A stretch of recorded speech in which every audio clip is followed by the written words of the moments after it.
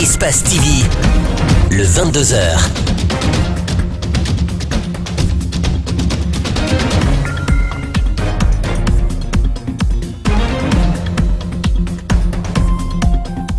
Bienvenue à toutes et à tous, mesdames et messieurs, vous faites bien de nous être fidèles sur Espace TV, c'est l'heure de 22h.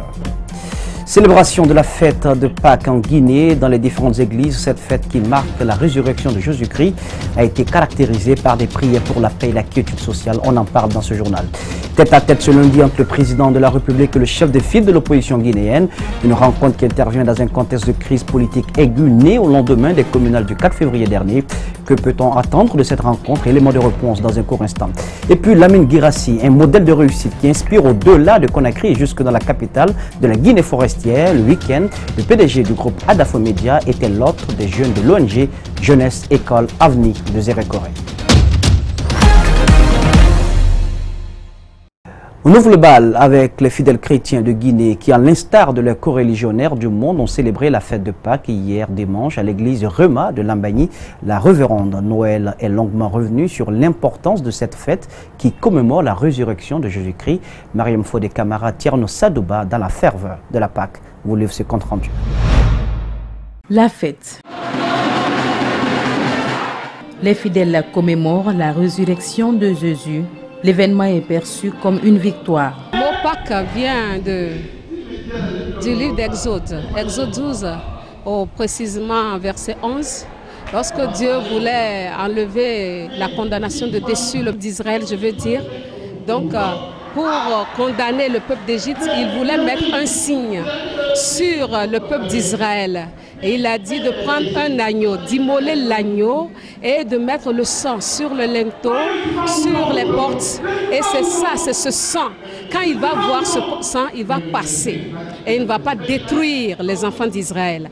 Donc c'est pourquoi, puisque la condamnation est là pour tout péché, il y a le jugement de la condamnation, la destruction. Donc le Seigneur a voulu sauver son peuple de cette destruction. Et c'est pourquoi il a prévu cette Pâque. Des cantiques sont chantés à la reconnaissance de la souffrance du Christ. La révérende Noélie invite les fidèles à mieux connaître et aimer Jésus. Le sang de Jésus suffit pour toutes les nations. Alors ce que nous voulons lancer est que les gens puissent se tourner vers Jésus. Il a déjà fait ce sacrifice pour que le monde entier soit sauvé. Il n'y a pas d'acception. Ce n'est pas que je suis musulman, ce n'est pas que je suis juif, ce n'est pas que je suis grec, je suis noir, je suis blanc. Non. Tout le monde, il l'a fait pour tout le monde, pour que chacun puisse recevoir le pardon de ses péchés et accéder à la gloire, à la justification et non à la condamnation. Des prières ont été faites en faveur de la paix. La rencontre de tous les enjeux entre le président de la République et le chef de file de l'opposition guinéenne a été annoncée pour ce lundi sur un communiqué lu sur les médias d'État. Cet entretien entre Alpha Condé et Cellou Dalein Diallo intervient dans un contexte de crise politique où l'opposition dénonce des fraudes nées lors des communales du 4 février. Que pensent les acteurs politiques de cette rencontre? Que pourra en être l'issue? Est-ce une rencontre de plus? Mamadou Boy Diallo, Ibrahima Sori Camara pour les détails. Après plusieurs tractations en coulisses, une rencontre entre Alpha Condé et Cellou Dalein Diallo est annoncée ce lundi au palais Sékou Touréa. Elle intervient dans un contexte marqué par des séries de manifestations de l'opposition qui dénoncent les résultats des élections communales du 4 février dernier. Ces manifestations se sont déjà soldées par des morts d'hommes et de destruction de biens. Il a un programme de voyage et son image est hautement salie au niveau des institutions internationales. Alpha Condé est un dictateur. Dans son pays, il y a une tyrannie qui s'est installée. Donc aujourd'hui, il veut avoir de nouvelles images, n'est-ce pas, avec les acteurs majeurs de la vie politique guinéenne. Je pense que dans un pays, il faut qu'on soit sérieux et responsable. Vous êtes investi de la parole publique, il faut utiliser cette parole publique dans le sens de l'intérêt général et de l'intérêt du pays. Mais si à chaque fois c'est pour votre propre, simplement pour votre propre intérêt, la République, qui est notre bien à nous tous, ne doit pas se laisser instrumentaliser. La principale interrogation est de savoir si cette rencontre pourra décrisper la situation et faire tomber la tension sur le terrain. À cette question, nos interlocuteurs restent plutôt pessimistes. On n'a pas réussi à désamorcer lors des rencontres précédentes. Cette rencontre n'apportera pas de solution. Je suis pour le respect de la loi. Je suis pour la lutte contre toute forme d'impunité, qu'elle soit du côté du pouvoir comme du côté de ceux qui prétendent être de cette opposition.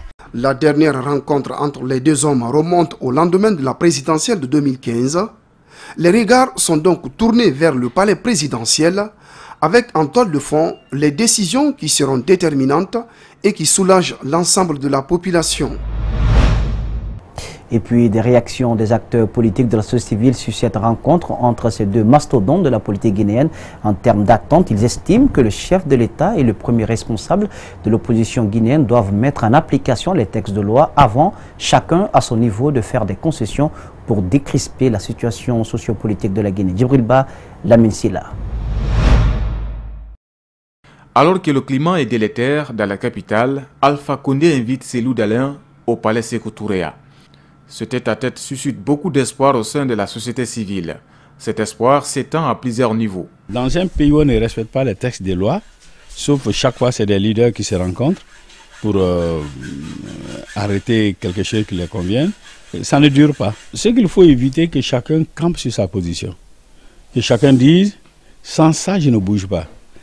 La rencontre entre Alpha Condé et Cellou Dalein fait suite à la démarche enclenchée par le médiateur de la République dans le but d'amener les partis opposés à un consensus au lendemain des élections locales fortement contestées. Et nous les prions vraiment qu'ils sachent que le monde ne se limite pas à la Guinée. Ils sortent de ce pays, ils vont dans d'autres pays. Je vais parler du Sénégal par exemple, je vais parler des pays occidentaux, là où ils prennent référence, qui regardent vraiment comment se comportent les hommes politiques ou les hommes d'État de ces pays. Nous voulons demander au président de la République désormais de ne pas jouer ce qu'on appelle au sapeur-pompier, mais vraiment d'anticiper sur les crises. La population continue de vivre sa lassitude liée aux crises sociales répétitives. À cela s'ajoutent des conséquences économiques.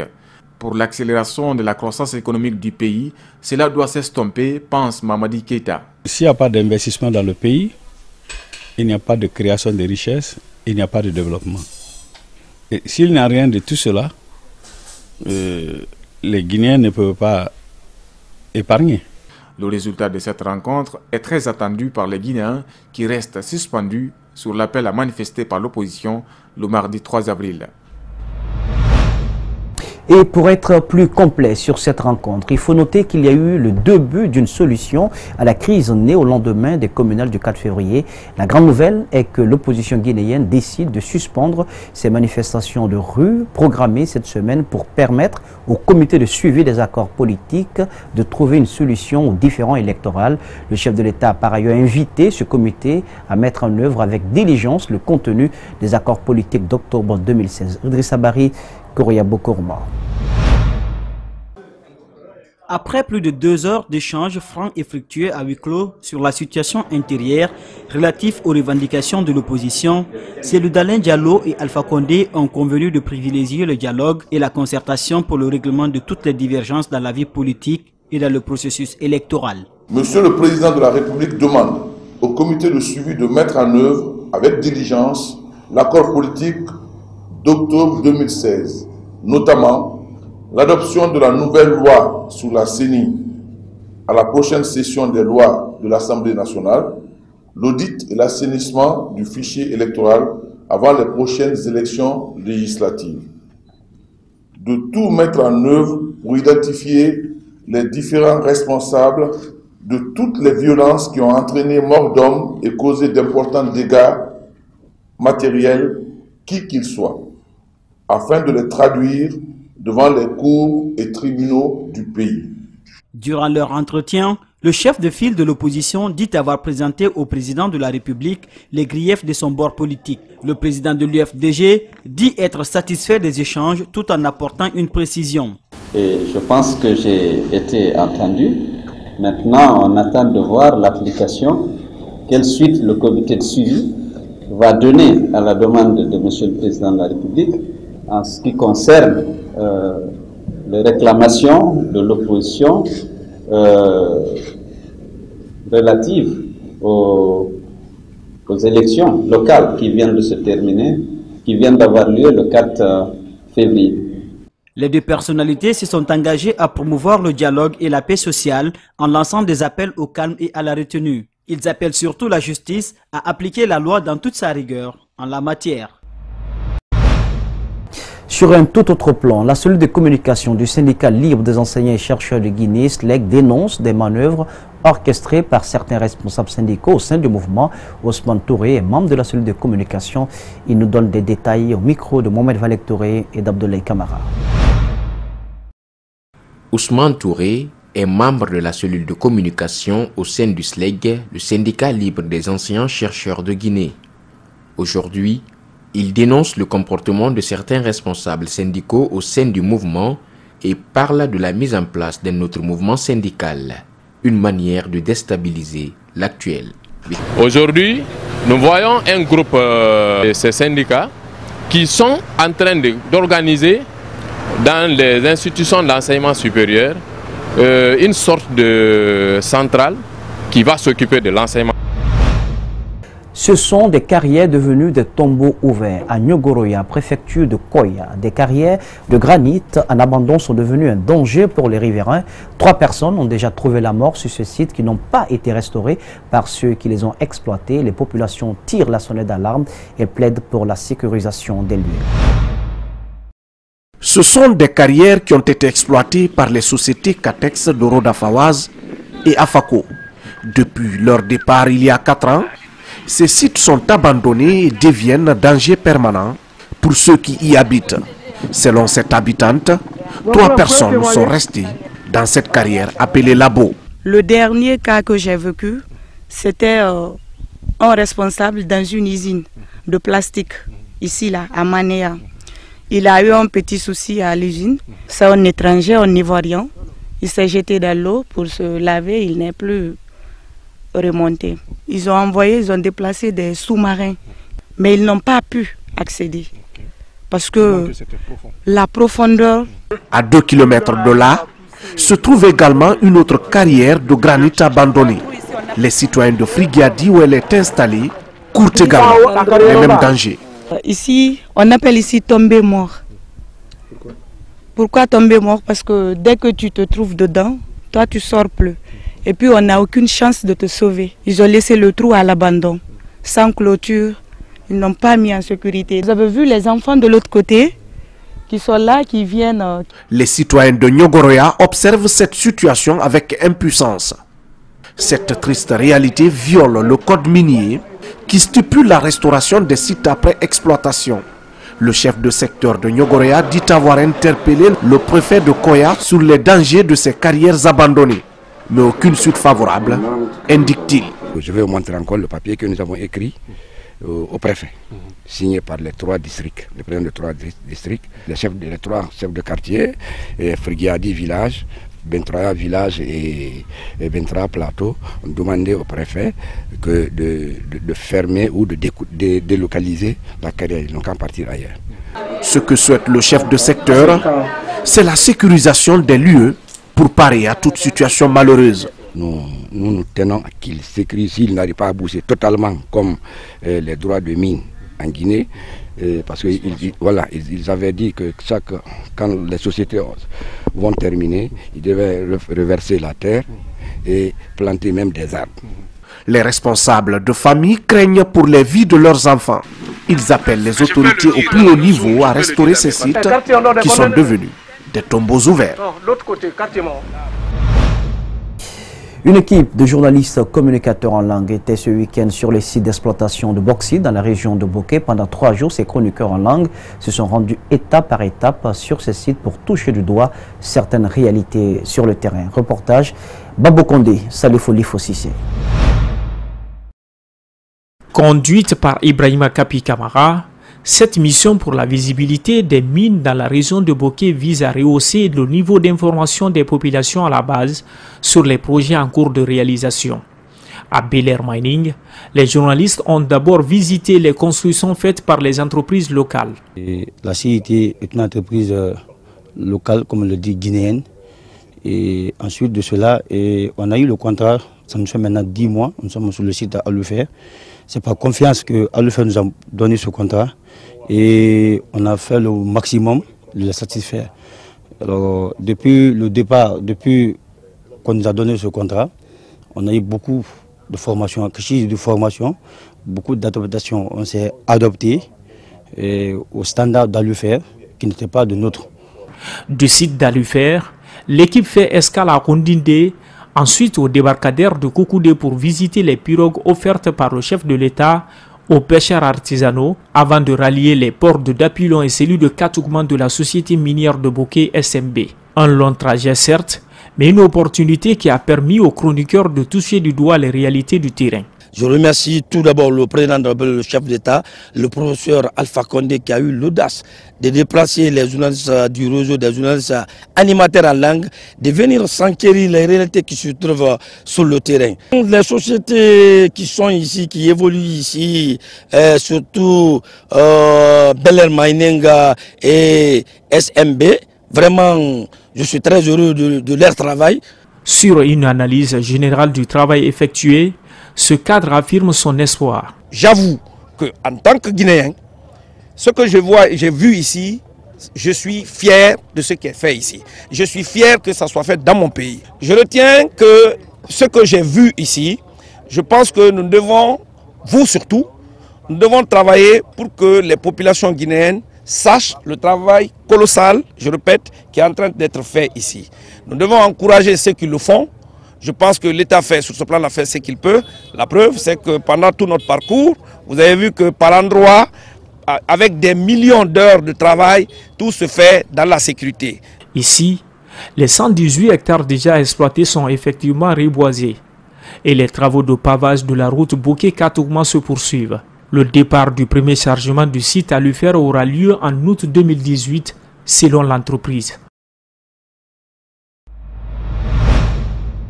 L'avenir n'est pas dans le voyage clandestin, il est dans le labeur et l'amour de la patrie. Voilà le thème choisi pour la 5e édition du grand concours Jeunesse École Avenir 2018 tenu samedi dernier en Zérekoré et placé sous le haut patronage du PDG du groupe Adafomédia. Ce concours ne vise pas seulement qu'à dénicher des talents, il permet aussi par l'exemple personnel de Lamine Guirassi d'illustrer que l'on peut réussir chez soi sans recourir à l'immigration irrégulière. Reportage Mamadou Saliouba, Djibril Kaba Kamara. C'est le grand concours JEA 2018. Le public est déjà là. Tamba Zakari, qui parle au nom du PDG du groupe Adafomédia, donne le coup d'envoi. Face à la dite question, le concours commence par la culture générale. Vous noterez avec moi que l'immigration clandestine a pour première conséquence. Cette école de Zérekoré sont en compétition dans l'élection Miss et Master, dans l'art culinaire et bien sûr dans l'imitation. Tu ne peux pas te servir de ça pour te faire une bonne entreprise, mais vous êtes un modèle aujourd'hui. Non, mais écoutez, c'est important la mélodie, c'est important, écoutez. Lamine Guirassi, qui s'est très vite reconnu dans cette équipe de grande gueule, n'a pas manqué de se déplacer. L'instant qui suit appartient à la danse, où les 7 écoles ont aussi montré leur savoir-faire. Les différentes prestations semblent répondre aux attentes des spectateurs, mais le dernier mot revient aux membres du jury pour un concours qui invite la jeunesse à renoncer à la migration irrégulière. Nous disons aux jeunes que ça ne vaut pas la peine, ça n'en vaut pas la peine que d'aller mourir sur les côtes méditerranéennes ou ailleurs. Le mieux est de travailler, se battre et un jour le beau soleil se lèvera. Nous encourageons vraiment cette jeunesse et le public de Zérekoré, surtout l'ONG, qui a bien voulu organiser cette édition cette fois-ci avec le thème de l'immigration clandestine. C'est la 5e édition cette année du grand concours JEA et c'est une édition qui se veut particulière. Zérekoré est la 3e région du pays dominée par la migration irrégulière après Conakry et la Moyenne-Guinée. Un autre incendie s'est déclaré dans le quartier d'Anko 5 ce lundi. Les flammes ont réduit en cendres les biens de toute une famille dans le secteur Safé-Kanté. D'après les témoignages, un court-circuit serait encore à l'origine de ce drame qui a causé d'énormes dégâts matériels. Abdourahmane Ba, Abdoulaye Kamara. Des lits brûlés, des tôles aux couleurs de la fumée, cette image est le résultat des flammes dévastatrices. Aux environs de 13 heures, cette famille résignée observe avec impuissance les restes de leurs biens transformés en cendres. On a tout perdu ici, tout, complètement. Rien n'est sorti. Donc des chambres aussi qui sont à côté, comme chez moi ici encore, il y a eu des choses qui se sont brûlées, matériel, donc il y a eu des ordinateurs. Il y a eu beaucoup de choses qu'on a perdues même. Je peux dire complètement tout est perdu. Tout est parti de cette chambre lorsque le courant est revenu. Ce jeune peintre était le seul dans la maison quand la fumée s'est dégagée dans les pièces. Bon, je travaillais dans la chambre de mon ami. En ce moment, j'ai vu la fumée sortir partout là, au niveau des plafonds. J'ai dit aux amis, soi-disant, il y a l'incendie ici. Mais ils ont dit carrément oui, que c'est derrière. J'ai dit, ça c'est pas derrière. Ce que je vois comme ça là, c'est dans la chambre. J'ai vu la fumée sortir comme ça, j'ai dit, ah grand, c'est la fumée qui sort comme ça. Moi je ne peux pas travailler dans ça. Cet autre incendie incrimine un court-circuit qui serait venu de cette chambre. Ce responsable pointe du doigt la mauvaise installation des câbles. Nous avons des gens ici là, qui installent n'importe comment, et surtout les fils. Les fils ne sont pas bons. C'est ce qui provoque beaucoup. Beaucoup ont commencé à changer les fils. Mais vous voyez les fils qui sont là, ça c'est les anciens fils. Les précédents incendies qui ont eu lieu dans la capitale Conakry ces derniers temps sont provoqués par les courts-circuits. Une situation qui relance la problématique des branchements anarchiques. Réunir les jeunes de l'axe Bambeto-Koza autour du Curon pour combattre les violences politiques récurrentes dans la zone, c'est le but de ce tournoi qui a débuté dimanche dernier dans la commune de Ratoma et qui ambitionne de sensibiliser donc les jeunes de l'axe en général et ceux de Koza en particulier à la non-violence. Mamadou Kalisso, Aboubakar Den Kamara. Cette compétition a mobilisé 16 équipes. Finalement, c'est l'Espoir Zizi qui a remporté le trophée sur le score de 2-0 au tir au but, après un score nul au terme du temps réglementaire.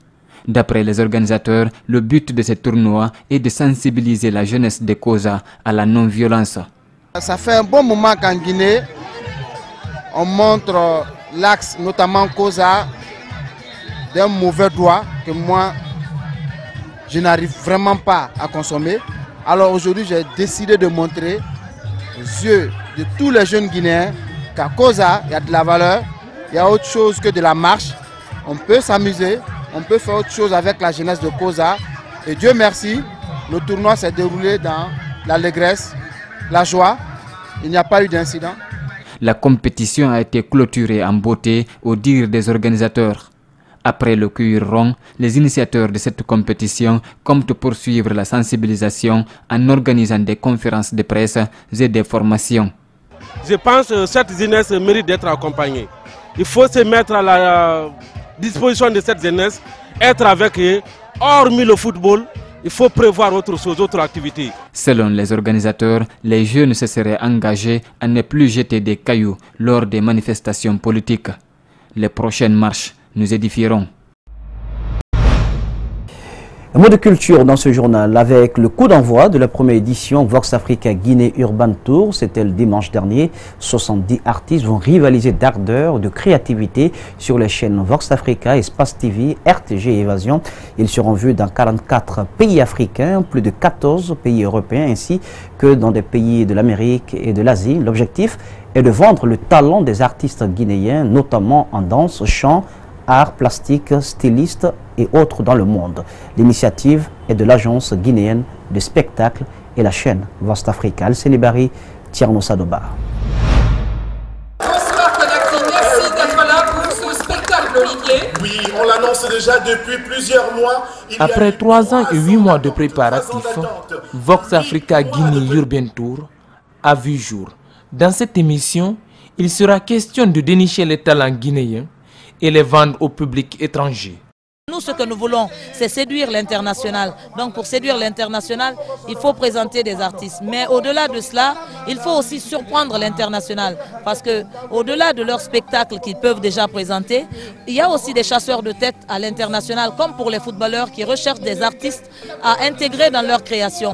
12 équipes composées de chanteurs, d'acrobates, de danseurs et autres se produiront sur les chaînes Vox Africa, Espace TV, RTG, Évasion. On va diffuser sur 44 pays d'Afrique, 14 pays européens, 3 pays asiatiques et 2 pays nord-américains. Voilà cette culture guinéenne pour qu'ils puissent découvrir. C'est un point de départ et on peut vous dire qu'on va revenir. Une émission qui réjouit le ministère de la Culture, qui a apporté son soutien à la réussite de cette première édition. Pour ce premier coup, je crois que c'est une bonne chose parce qu'on aura l'occasion de présenter cette vitrine culturelle guinéenne qui manque de visibilité sur l'international. Donc on ne peut qu'applaudir et les amendements suivront. Certainement que les prochaines éditions iront mieux. La diffusion commence le 28 avril prochain. Chaque épisode consacrera 2 groupes. La finale est prévue le 29 juin au Centre culturel franco-guinéen. La compagnie pétrolière Total vient de lancer un nouveau service pour répondre aux besoins de sa clientèle.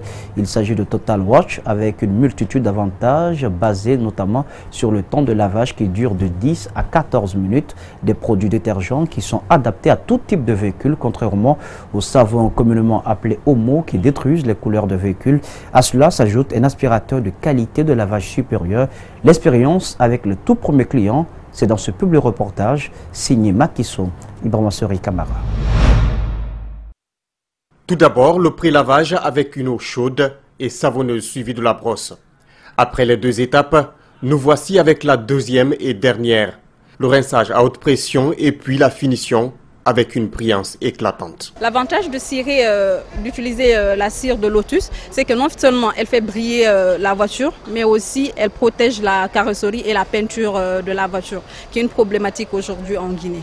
Donc pour résumer, Total Wash, c'est un service de qualité supérieure avec un gain de temps réduit et un coût vraiment raisonnable. Parce que les prix sont à 50 000 pour les voitures et les mini 4x4 et 70 000 pour les 4x4.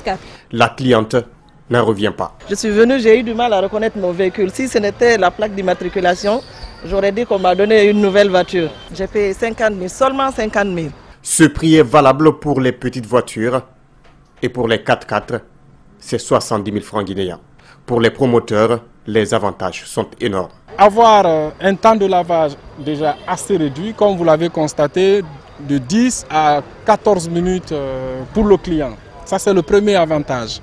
Le second avantage pour le client, c'est des produits qui sont utilisés, adaptés à tout type de véhicule. Des produits de la jante à la carrosserie, à l'intérieur des véhicules. Pour l'instant, ce service est seulement disponible dans les stations Total de Sans-Fil, Bellevue, T5, Total de la Minière et de Kisoson. Et puis l'actualité sur le continent avec cette brève, elle avait 81 ans, elle est morte dans un hôpital à Johannesburg. Winnie Madikizela Mandela, elle s'est imposée comme une icône de la lutte anti-apartheid en reprenant vaillamment le flambeau de son mari alors en prison. Elle s'en est allée pour toujours ce lundi, laissant la nation arc-en-ciel dans le deuil. Et sans transition, 5 ans après le viol et meurtre d'une étudiante à Delhi qui a choqué l'Inde et suscité une prise de conscience collective, les violences sexuelles persistent dans le pays où militants et victimes dénoncent l'inaction des autorités. Une histoire tragique mais loin d'être unique en Inde. Cette veuve, mère de 2 enfants, dit avoir été violée l'an dernier par son beau-frère alors qu'elle dormait dehors dans la campagne du Rajasthan. Elle a dû se battre pour pouvoir porter plainte. Quand j'allais au poste de police, ils essayaient de me faire repartir en me disant « Tu fais juste semblant, tu mens, rien ne s'est passé ». Après, je rentrais chez moi et je pleurais. Une indifférence encore répandue en Inde, 5 ans après le viol collectif d'une étudiante à Delhi qui avait choqué le pays et poussé des milliers de personnes dans la rue.